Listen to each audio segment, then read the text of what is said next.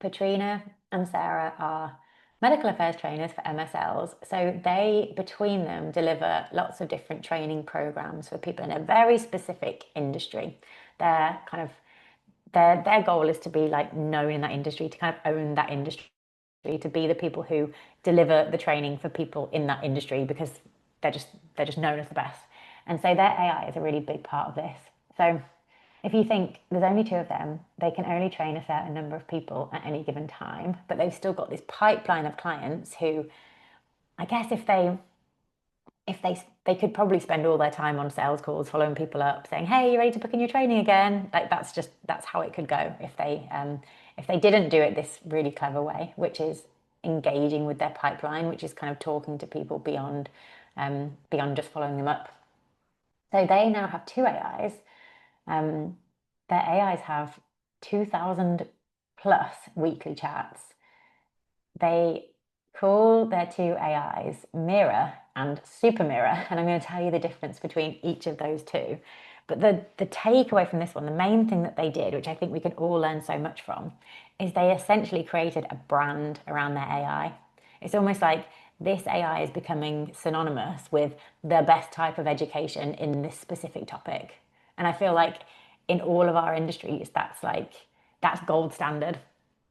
I feel like for me it's like AI for coaches. It's like I want someone to think AI for coaches and I want them to think Jody. And so that's almost a brand. So what's your version of it? Because there will be one. Because this kind of level of thought leadership, this like niche, it's like niche famous. Famous in your niche, the person who everyone goes to in your industry, your AI can help with that. And Patrina and Sarah have done this amazingly. So here's their kind of layout of what they're doing. So Mira, who they actually named after getting feedback from their from just like clients and prospects on what they should call their AI. Mira has like a personality. They've got a face on it.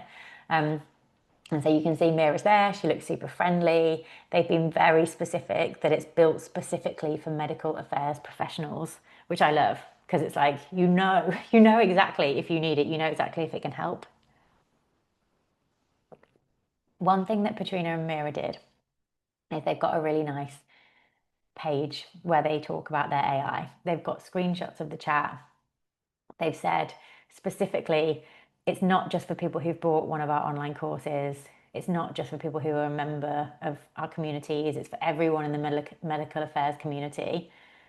You also got, I love this. We mapped out all the key questions people ask. We built messy Excel spreadsheets. Yes, it got a little nerdy. We loved it because there's safety in that. They know that their customers are a little nerdy, so they can admit to being a little nerdy, and their customers are relating to it.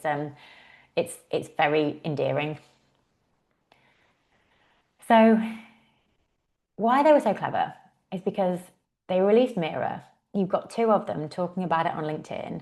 They sent it to everyone in their pipeline as like here's how you can get help around the clock.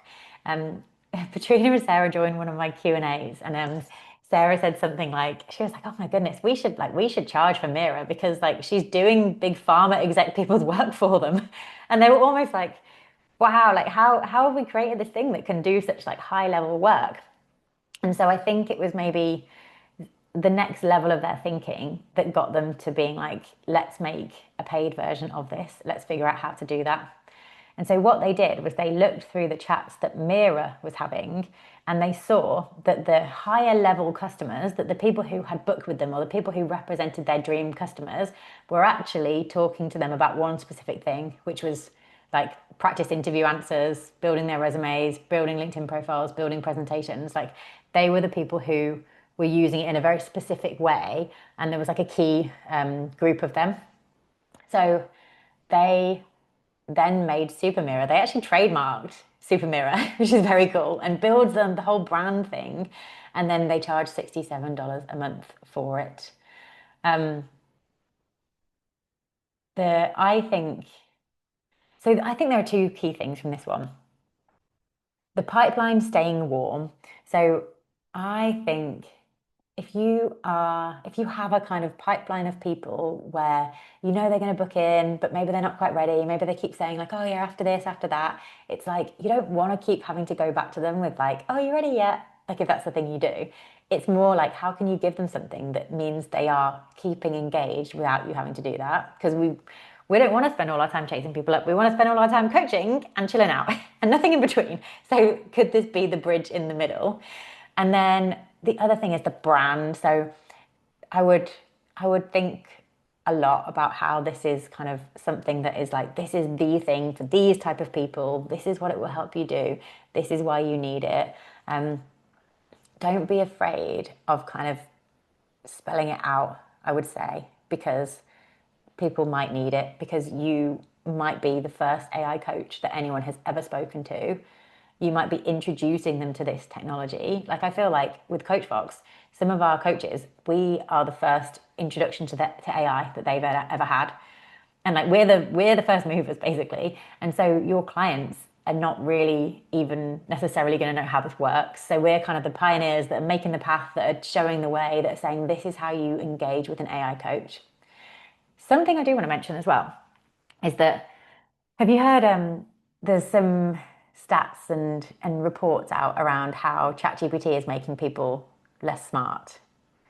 There's quite a lot of this right now, and it's so interesting because it pretty much gives you the answer, but also because the answer is based on all the information that ChatGPT is trained on, which is like less than 1/10% of all the knowledge out there because there's no tacit knowledge in there. It's only trained on certain internet content, and then also the stuff it does have, all the strong opinions cancel each other out. So it's this kind of messy, like bland middle, which you'll know if you've ever asked for just content from it. It's not only making people more stupid because it's giving them the answer, it means they don't have to think, but it's also the actual output is more stupid. So it's kind of double. And then it's only getting worse because it's then trained on AI generated content, which is then proliferating. So I really like the idea and the positioning that your AI makes people smarter because it asks them questions, it gets them to figure out stuff for themselves. It's based on a very specific, definite viewpoint, set of beliefs, set of frameworks that means they're not going to be confused about which other kind of way to go. Yeah, so Mark said, compelling market vision to talk about. They get access to our data and experience way more than 0.1%. Yeah, exactly. Because people want you. They want you in their pocket. They'd move you into their house if they could, but they can't because you're expensive, limited. You don't live in their city, but this is a way of getting like your brain. This stood out to me the most when one of our coaches he's a relationship coach, and he has got very specific ways of kind of framing everything in the people that he teaches about relationship principles and about how to have a healthy relationship. So if you went to ChatGPT and you said, what makes a healthy relationship? Give me 10 rules, it would tell you. And one of the rules might be like, don't go to bed in an argument. Never go to bed on an argument. Whereas this relationship coach, he's like, go to bed on an argument. Go to bed on an argument and sort it out tomorrow. So it's like it's so unbelievably different. But if you were a couple getting relationship coaching, then like which one do you believe? If you have all these conflicting viewpoints, you're not going to have your definite way forward. And often it almost doesn't matter which process you follow. It matters that you just follow it and you don't get distracted. There's that phrase around chase two rabbits, catch neither. So the rabbit that we want people on board with is the methodology that you are teaching them in your coaching or that you're working them through. So it's like getting your AI to kind of back that up. Yeah, and then Dex added supporting your clients find to see beyond their blind spots rather than having AI that just sympathizes and agrees. Yeah, because you can set ChatGPT to disagree with you. I put mine on like a very abrasive setting because I want it to be abrasive back to me and not just agree. But like even then, it still does agree because it wants to be helpful, whereas your AI is going to be more like, well, hang on, have you thought about this? Or what do you think? It's going to be so different, so unbelievably different. So I just saw a comment that said, don't rat me out, which is all my favorite comments have this phrase in. So Mark said, I've been using Gemini to show me how to coach people based on their style. Most styles I work with want pushback. Yeah, okay, there you go. Yeah.